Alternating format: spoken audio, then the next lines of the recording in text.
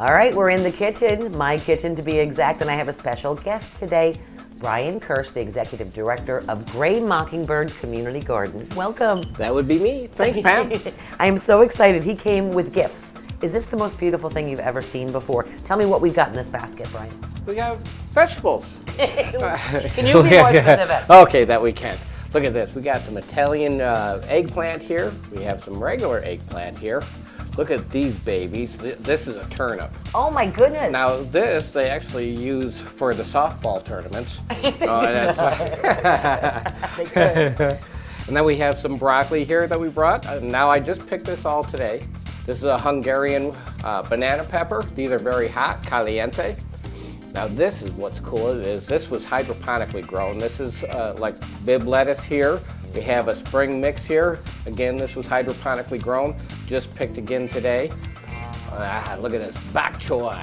Again, nice. Oh, but this one got hurt. Sorry. But help me.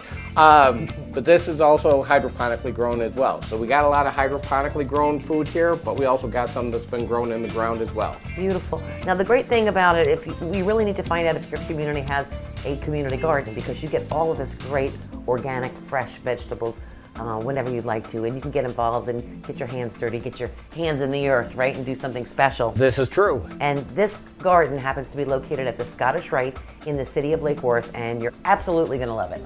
This is true. Okay, what we're going to do, I love that broccoli, and I want to make something super simple. Pick me. Grab the broccoli.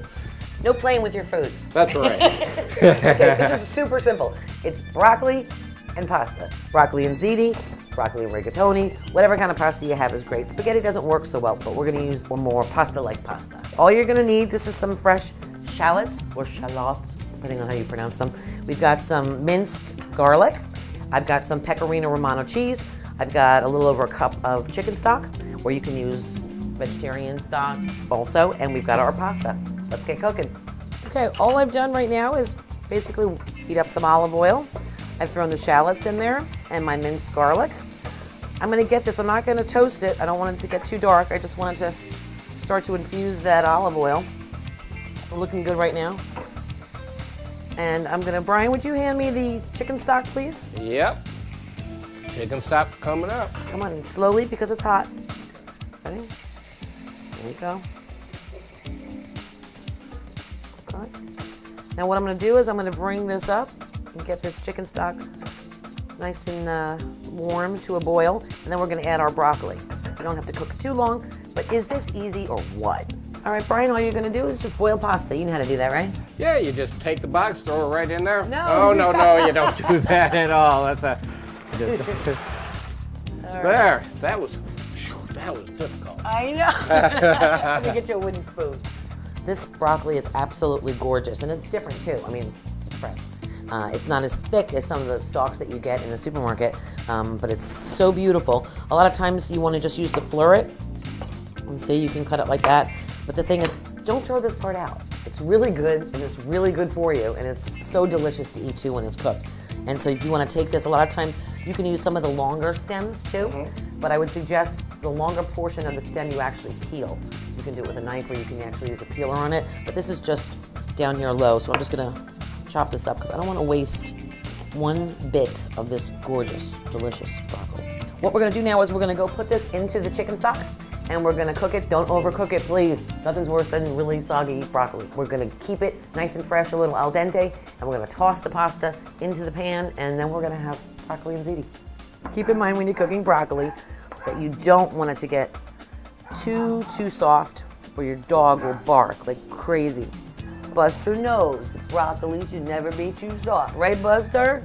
Well, sure, now you don't say anything. All right, we strained the pasta. That we did. We're putting it back in the pot. A little easier to incorporate in a nice big pot. We have our beautiful broccoli and our stock. Adding that in. Make sure we get all that. Those beautiful shallots and garlic.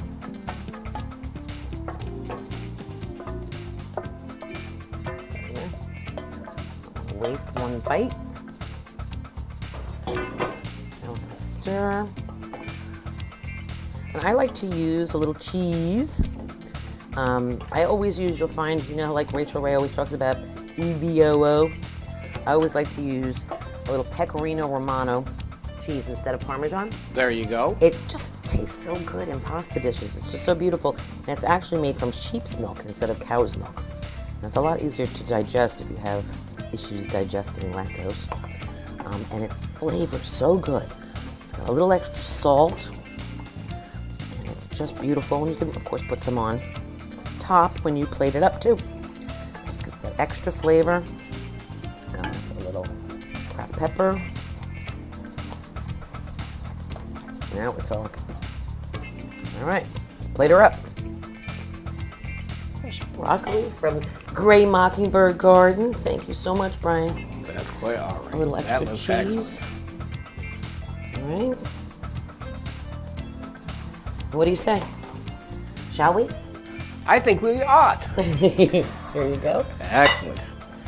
Doesn't matter how good you grow it. It's if you can cook it right too. Exactly. Here we go. Mm. That's good.